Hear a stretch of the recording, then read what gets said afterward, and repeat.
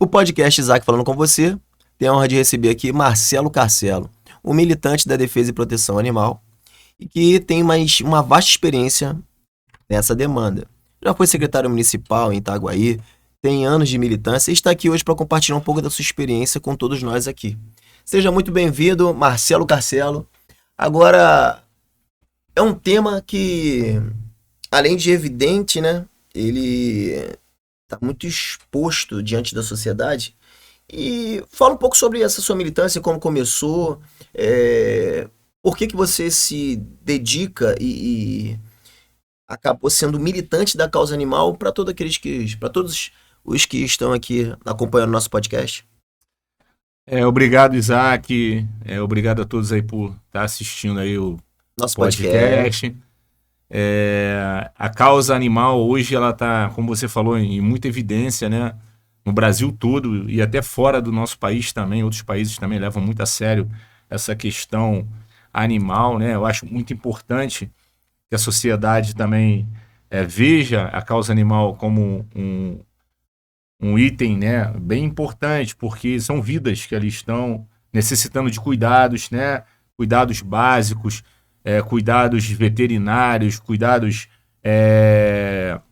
na lei também, né, a gente precisa de leis que possam estar tratando, né, dos maus tratos, né, cuidando dessa parte. Eu comecei muito jovem, né, nessa questão dos animais. Não existia, né, as leis de proteção aos animais, mas hoje a gente está bem ferrenho aí. Muitas pessoas estão sendo presas por cometerem diversos atos tenebrosos, né? Você está vendo animais um matando o outro aí por fome, porque o dono não cuida, abandona em terrenos, abandona em lojas, em casas, nas ruas. Então hoje é um tema muito, além de ser muito importante, é polêmico também, né?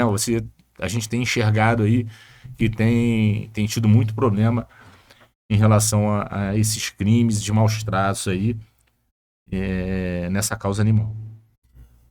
De parte do poder público, seja ele de qualquer esfera, federal, estadual e municipal, existe alguma ação eficaz que busque esses direitos e proteção dos animais? Existem as leis federais, né, e as leis estaduais e municipais. Porém, hoje o grande problema dentro da proteção animal eu vejo que é a falta de apoio, né, governamental aos protetores, às ONGs que fazem um trabalho maior, que é o resgate do animal que estão nas ruas, é o resgate dos animais que estão sofrendo maus tratos, porque as prefeituras de todos os municípios, não só do estado do Rio de Janeiro, como acredito, como eu acompanho outros estados também, a maioria dos municípios não tem abrigo, não tem políticas públicas de bem-estar animal para que recebam esses animais no lugar dos protetores. Então, hoje, os protetores estão trabalhando muito, porém, não tem apoio nem financeiro, nenhum tipo de apoio com doações de ração, com medicamentos, e acaba o protetor até adoecendo. O protetor entrando em depressão, entrando em ansiedade, porque ele fica muito sobrecarregado, porque não é fácil você cuidar de 10 animais, não é fácil você cuidar de 50 animais. Tem pessoas que chegam a ter 400 animais, eu já vi, ninguém me contou. Isso tudo de maneira voluntária e particular. Voluntária, particular, tirando dinheiro do seu bolso. E quando não tem, o que acontece? Ele acaba cometendo, esse protetor já entra na linha dos maus tratos, porque se ele não tem dinheiro para cuidar. E já, então, a gente observa que não existe nenhum tipo de apoio. Como funciona, ao seu ver, e por que essa falta de políticas públicas para uma pauta tão importante? Eu acredito que essa discussão ela deveria ter mais foco dentro das câmaras municipais, né? Que os vereadores pudessem abraçar, estudar um caminho, né, para poder criar essas políticas públicas, criar abrigos, criar meios para poder ter clínicas conveniadas veterinárias para poder estar atendendo esses animais que são os animais comunitários, os animais que estão nas ruas. Porque o animal que já tem dono, o dono pega ele e leva ele no veterinário. E agora o animal que está na rua jogado? Você imagina se eu não pegasse? Imagina se você não pegasse esse animal. Ele vai morrer, vai ficar ali até morrer. Ele não vai ter alimento, ele não vai ter um remédio contra parasitas, pulgas e carrapatos, não vai ter uma castração. Então, se a prefeitura não der esse suporte mínimo para que o protetor possa fazer isso, o animal morre, entendeu? E deveria ser remunerado também. Eu acho que o protetor ele deveria, porque ele abre mão de muitas horas do dia dele para cuidar de uns animais que não é de obrigação dele cuidar. A lei federal 9.605, ela diz que é a obrigação de todo município cuidar dos animais. Isso não sou eu que estou falando, é a lei que fala. Entendeu? Só que, infelizmente, não existe aquela cobrança, né, dos vereadores para que o prefeito venha receber essa cobrança e executar, né? Criar essas medidas aí para que possa a gente trabalhar e salvar a maioria dos animais que estão aí perambulando pelas ruas. Quem é Marcelo Carcelo? Por que iniciou a sua militância? Então, eu sempre gostei de animais, não só cachorros, mas outros tipos de animais também. Animais marinhos também, sou apaixonado por peixe, acho muito bonito, sempre gostei de mar. E eu comecei a ver muito cachorro na rua, muito. Onde eu moro, toda hora tinha um pitbull na rua, solto, e a ansiedade com medo me procurava, porque eu sempre tive pitbull, sempre gostei da raça pitbull. E aí eu comecei a trabalhar pegando os animais das ruas e cuidando dos pitbulls, que ninguém queria pegar. Todo mundo tem medo. É verdade que ele nasceu no laboratório? Dizem que porque o pitbull tem várias, como é que eu posso dizer assim, várias raças que foram misturadas e aí criou American Bully, Pit Monster, né? Aí tem o Bull Terrier, a família Bull, ela é muito grande, então ela tem muito tipo de animal, né? Que tem o sobrenome ali, Bull, né? Então, alguns foram criados até para guerra, animais que foram criados até para guerra. Se você for estudar, você vai ver aí que tem muito, foram produzidos em laboratórios, né? Sim. E você como ativista e militante, já com essa sua vocação para cuidar de animais e tal, por que o Marcelo Carcelo tomou essa iniciativa? Na época eu não tinha nenhum envolvimento em política, né? Assim, prefeituras, não trabalhava no meu comércio, né? Sempre fui comerciante a vida praticamente toda, né? E eu comecei, como eu falei, a gente pedia apoio. Eu moro no Rio de Janeiro, na cidade do Rio, e a gente ligava para a prefeitura do Rio, e a prefeitura, infelizmente, não atendia os nossos chamados, e o animal ia ficando na rua, as pessoas maltratando, pessoas agredindo, e acabava eu ali me sensibilizando com aquilo e pegava um animal e levava para minha casa para cuidar. E aí cuidava, tratava, depois colocava para adoção. Alguns eu ficava porque não tinha como ir para adoção, porque ele não se adaptava com outras pessoas e acabava ficando comigo. Até hoje eu tenho uma quantidade lá, tenho mais ou menos fixo, tenho 6 pitbulls lá que eu não posso doar porque eles não aceitam outras pessoas. Entendi. Dentro dessa sua militância, você já foi secretário municipal e no município de Itaguaí, não é isso? Fui subsecretário lá, na Secretaria de Ambiente, né, Mudanças do Clima e Bem-Estar Animal, em Itaguaí. Lá eu que tocava a parte de animais, não só cães e gatos, como animais de grande porte, animais silvestres, tudo que envolvia animal, eu administrava lá. E as políticas públicas, elas terminaram por conta da mudança de governo ou desinteresse do próprio gestor daquela cidade? Eu acredito que o maior interesse, né, é o gestor, né, fazer a parte dele e buscar alternativa, né, levar o problema para para a prefeitura, né, para poder tentar resolver.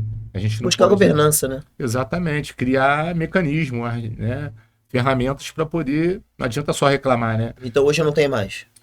Hoje em Itaguaí voltou, né, novamente o prefeito que estava e agora vai retomar de novo aí esse Vai trabalho tomar, aí. mas não retomou. Já está retomando, né, a Secretaria de Meio Ambiente e as outras secretarias, né, como estava o prefeito que estava lá era interino e estava naquela espera ali da decisão judicial para ver se ele voltaria ou não, então estava tudo parado. Agora, o prefeito que ganhou, né, de fato, agora ele está voltando e acredito que vai dar continuidade ao trabalho que a gente desenvolveu lá, com bastante afinco lá na minha época lá. Ah, entendo. E tem muito tempo isso? Foi ano passado, foi na gestão de 2024. Trocou prefeito então, né? Aí trocou, o prefeito ganhou, mas teve aquele problema lá. E aí entrou um interino, que era o presidente da Câmara. E agora voltou o que ganhou Ah, e são outros saiu. grupos, outros interesses, né? Exatamente. Entendo.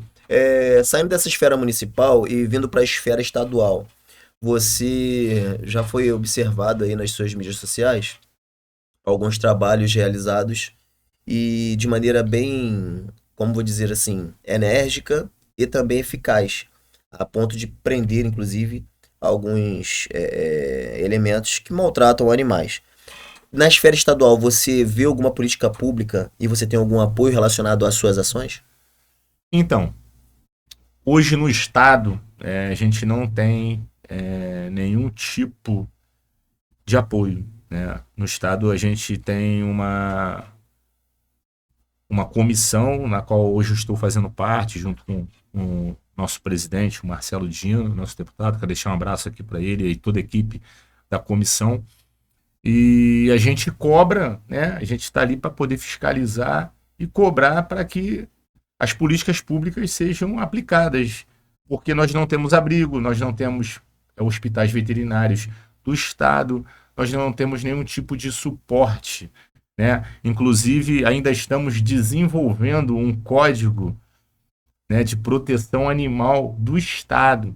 Então tá tudo bem embrionário, bem no início. Exatamente, está começando, está em análise, está em construção esse código. E essa comissão que você diz, ela é uma comissão do Estado, é do governo do Estado, ela é da Alerj? De onde é essa comissão? Então, essa comissão da Assembleia Legislativa, né, que tem a obrigação, função de estar fiscalizando, né, as ações, né, não só municipais, como do Estado também, dando apoio à sociedade, né, que às vezes solicita uma demanda e não é atendida, e aí a gente vai até o local, aciona a polícia militar ou a polícia civil, e a gente conduz a pessoa que está maltratando, quando é na condição de maus tratos, leva para a delegacia, e acaba até ficando preso, porque a lei 9.605, quando ela foi alterada, né, teve uma alteração na lei 14.064, que foi criada em 2020, onde o cão e o gato,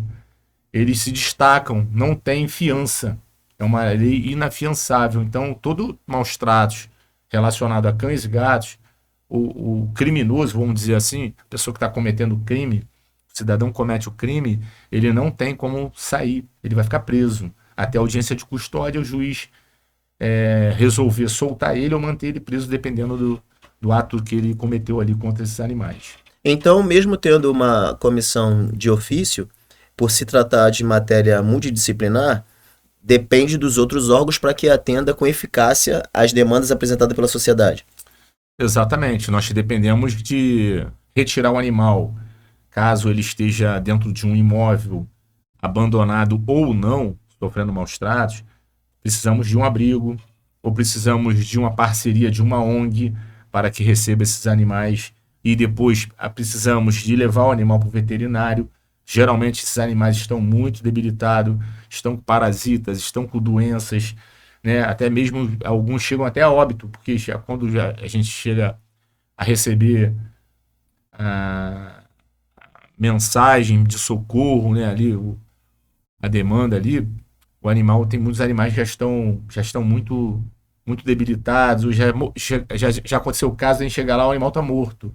Nossa. Porque, infelizmente, a prefeitura que recebe essa demanda do Rio de Janeiro, vou dar o exemplo do Rio, ela não foi até o local. Ela tem um protocolo, ela recebe a demanda, né, ali, a denúncia de maus tratos, e acaba ela não se importando com aquilo e vai passar num dia, 2, são 7 dias a 10 dias para ir num um animal que, você imagina, um animal acorrentado, já está acorrentado por um bom tempo, sem água e sem comida. Tem que esperar mais de 7 a 10 dias para alguém da fiscalização ir lá. Nossa. Será que ele vai aguentar esse tempo todo? Se ninguém colocar água e É comida, uma ele vai morrer. crueldade, né? Uma crueldade. Exatamente. E aconteceram casos de a gente pegar animal comendo uns aos outros, canibalismo, porque não tinham o que comer, o animal mais fraco vira alimento para os que estão mais É fortes. uma cadeia alimentar, né? Cadeia alimentar. Agora do mundo você citou animal. a Prefeitura do Rio, dentro de um universo de 92 municípios. Quais prefeituras possuem uma política pública voltada para a proteção e defesa dos animais? Então, acredito que do estado do Rio de Janeiro, a Prefeitura do Rio é a mais bem equipada. Ela tem abrigo, a Fazenda Modelo, ela tem um centro de controle de zoonose, que também tem abrigo, ela tem um hospital Jorge Weismann na Mangueira, que também tem abrigo. Falando abrigo, é canil e gatil. Né? E tem mais 10 postos de atendimento, né? Tem o Hospital de Irajá que está sendo construído. Então, dentro do universo de 92 municípios, só existe um. Exatamente. A secretaria, a proteção na cidade do Rio de Janeiro, ela poderia ser hoje, se fosse bem gerida, a referência não só no estado, como talvez até no Brasil. Porém, precisava ser levado mais a sério, deveria ser ter pessoas que dessem mais atenção a isso. Infelizmente, no meu ponto de vista, quem assume a secretaria sempre está na mão de um vereador. O vereador ele não foi eleito para assumir secretaria. Você concorda comigo? O vereador...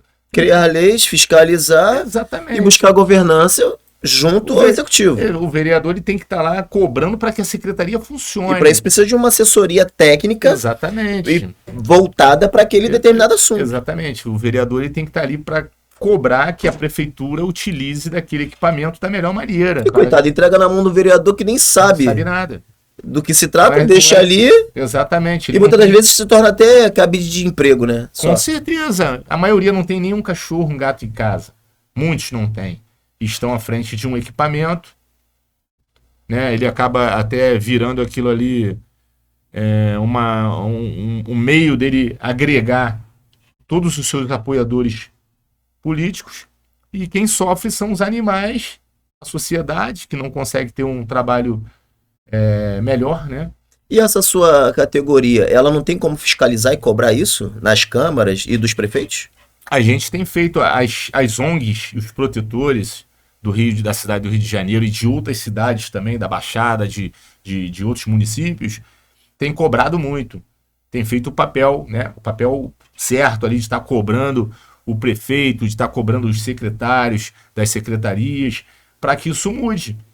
Porque nós precisamos de animais das ruas serem vacinados, não só da antirrábica. É um absurdo a gente não ter uma vacinação preventiva para os animais de rua. Porque o animal não só pega raiva, não só contrai raiva.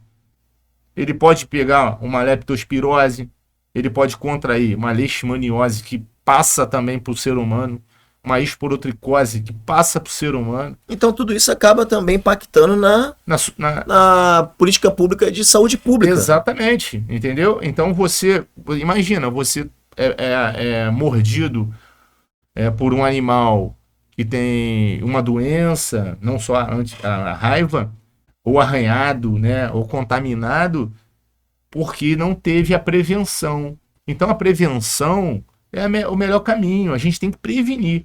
Como é que a gente vai prevenir?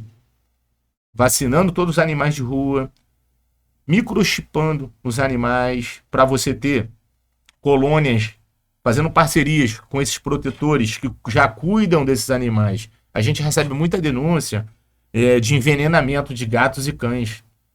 Nossa. Por quê? Os animais ficam em determinada localidade, numa praça. Geralmente praça reúne muitos animais, né? Onde tem trailer de alimentação ali, os animais ficam ali pedindo comida, e não tem comida, né? Eles ficam ali pegando aquele restinho de comida que o pessoal joga fora. E acontece muito de sempre ter protetores ali cuidando desses animaizinhos. E tem as pessoas que não aceitam e batem nesses animais, maltratam ou matam os animais. A gente já pegou vários casos de pessoas que fizeram isso e acabaram, quando é identificado, acabam sendo presos. Né? Você vê vídeo aí na internet todo dia de pessoas fazendo esse tipo de crueldade, né? De maldade. Né? Eu tô surpreso com essas informações. O podcast Isaac falando com você é isso. Bem-estar social, segurança pública e temas da atualidade.